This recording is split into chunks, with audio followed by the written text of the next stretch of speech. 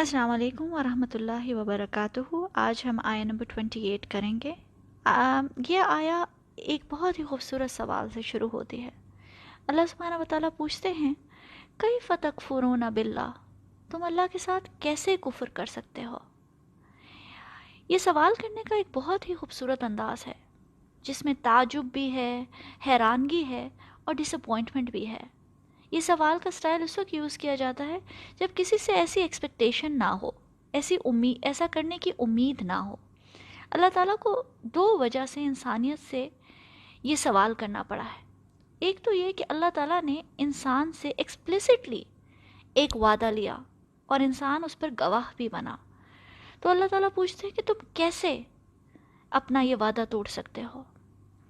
اور دوسری وجہ کہ اللہ تعالیٰ یہ سوال پوچھ رہے ہیں وہ یہ کہ ہر رشتے کی ایک ایکسپیکٹیشن ہوتی ہے۔ جیسے ماں باپ ہیں، وہ اپنے بچوں کے لیے کیا نہیں کرتے۔ ماں 9 مہینے پیٹ کے اندر رکھتی ہے، پیدا کرتی ہے، راتوں کو جاگتی ہے۔ باپ کہاں کہاں دھکے کھا کے رزق کماتا ہے، بچوں کے رزق کا انتظام کرتا ہے۔ نہ تو ماں باپ بچوں سے کوئی کانٹریکٹ سائن کرتے ہیں اور نہ ہی بچوں سے کوئی وعدہ لیتے ہیں، لیکن ماں باپ کے اس قدر بچوں پہ احسانات ہوتے ہیں کہ ایک رشتے کی ایکسپیکٹیشن بن جاتی ہے۔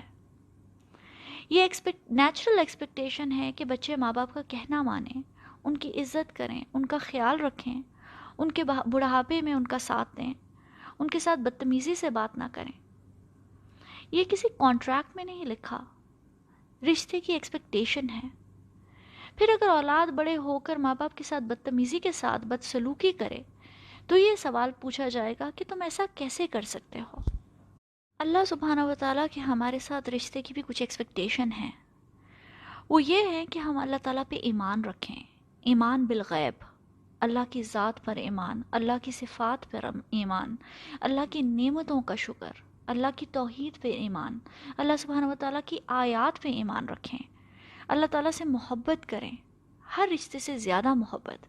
یہ ساری ایکسپیکٹیشن ہے، اور یہ ایکسپیکٹیشن پوری کرنے کے بجائے ہم اللہ تعالیٰ کا کفر کرتے ہیں، تو اللہ تعالیٰ ہم سے یہ سوال پوچھتے ہیں کہ تم ایسا کیسے کر سکتے ہو؟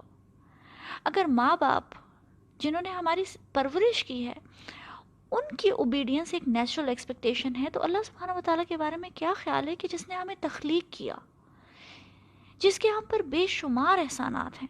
اللہ تعالیٰ فرماتے ہیں ان تعدوا نعمت اللہ لا تحصوها، اگر تم اللہ تعالیٰ کی نعمتیں شمار کرنے لگو تو تم انہیں گن نہیں سکتے۔ پھر اللہ تعالیٰ آگے فرماتے ہیں وَكُنْتُمْ أَمْوَاتًا فَأَحْيَاكُمْ،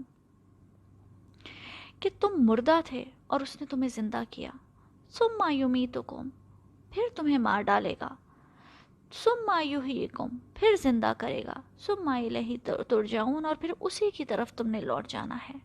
یہاں اللہ تعالیٰ انسان کی روح سے مخاطب ہیں، اور اس ایک آیت میں ہمیں انسانی روح کا پورا لائف سائیکل ملتا ہے۔ اللہ سبحانہ و تعالیٰ نے انسان کی روح کو تخلیق کیا فرام نتھنگ۔ اللہ تعالیٰ سورہ مریم میں فرماتے ہیں وَقَدْ خَلَقْتُكَ مِن قَبْلُ وَلَمْ تَكُ شَيْئًا، اس سے پہلے ہم نے تمہیں تخلیق کیا جب تم کچھ بھی نہیں تھے، کوئی چیز نہیں تھے۔ پھر اللہ تعالیٰ نے ہماری روحوں سے وعدہ لیا اور ہمیں سلا دیا۔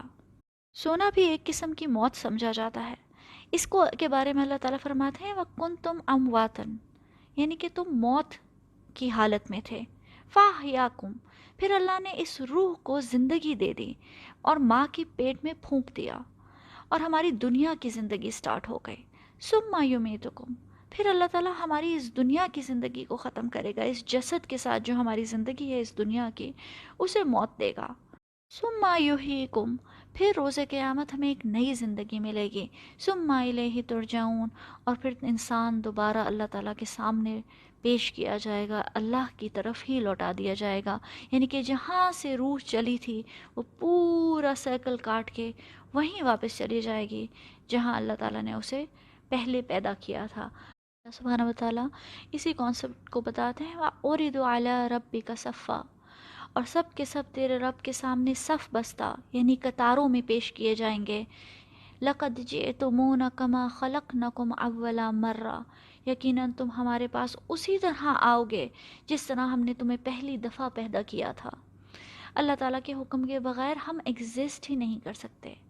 ہماری روح کی زندگی اور ہماری جسم کی زندگی، ہماری دنیا کی زندگی اور ہماری آخرت کی زندگی صرف اللہ کے حکم سے ہے. تو پھر ہم اللہ تعالیٰ کا کیسے کفر کر سکتے ہیں؟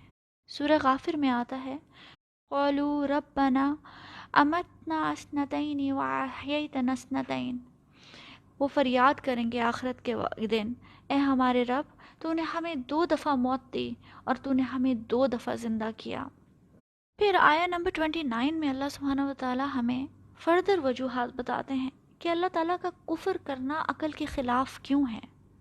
اللہ تعالیٰ فرماتے ہیں هو الذی خلق لکم ما فی الارض جمیعا، وہی ہے جس نے پیدا کیا تمہارے لیے جو کچھ بھی زمین میں ہے.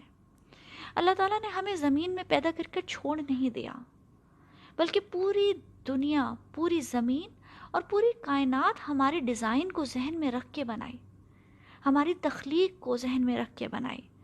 ہماری جسم کی کیا ضروریات ہیں، ہماری باڈی کو کتنی ہیٹ برداشت ہو سکتی ہے، کتنی سردی ہمارا جسم برداشت کر سکتا ہے، اس دنیا میں رہنے کے لیے ہمیں کن کن چیزوں کی ضرورت پڑے گی، ہمارا رزق کہاں سے آئے گا.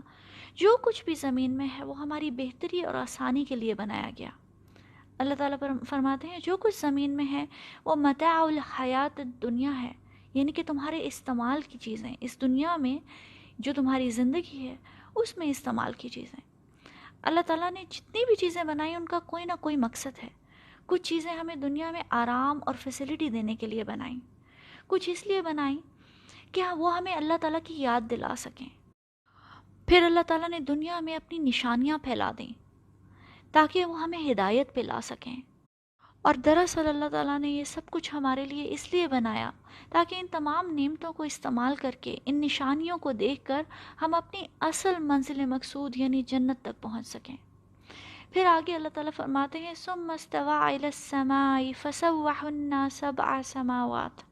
پھر اللہ تعالیٰ آسمان کی طرف متوجہ ہوئے اور 7 آسمان بنائے.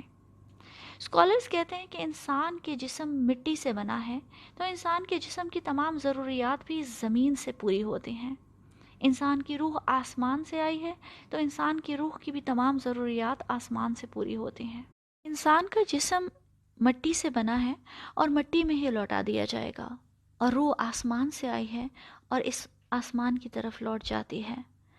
جس طرح زمین میں جو کچھ ہے وہ انسان کے لیے بنایا گیا ہے، اسی طرح 7 آسمانوں کا بھی ہر آسمان کا اپنا ایک مقصد، اپنا ایک کام ہے. سورہ فصلت میں آتا ہے فَقَدَاهُنَّ 7 سَمَاوَاتٍ فِي يَوْمَيْنِ. پھر 2 دن میں 7 آسمان بنائے. وَأَوْحَى فِي كُلِّ سَمَاءٍ أَمْرَهَا. اور ہر آسمان میں اس کے کام کا حکم بھیجا، یعنی کہ جو بھی اس آسمان کا مقصد ہے وہ اس پر وحی کیا گیا.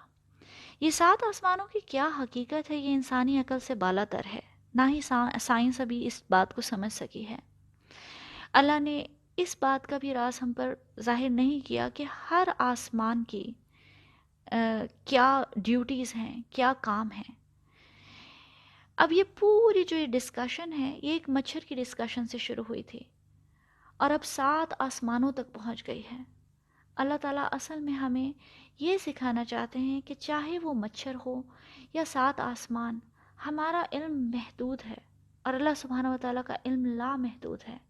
نہ تو ہم مچھر کی حقیقت کو جانتے ہیں، نہ 7 آسمانوں کی، اور نہ ہی ہم اپنی روح کی حقیقت کو سمجھتے ہیں.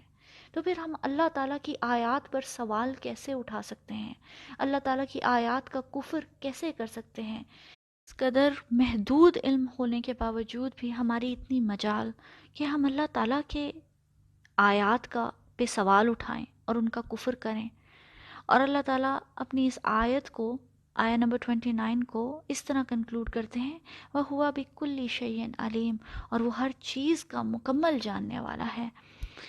یہ تھی آیت نمبر 28 اور 29. انشاءاللہ نیکسٹ ٹائم ہم حضرت آدم علیہ السلام کی سٹوری شروع کریں گے.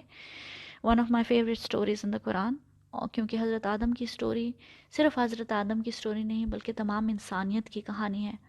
تو انشاءاللہ نیکسٹ ٹائم وہ کریں گے. السلام علیکم ورحمۃ اللہ وبرکاتہ.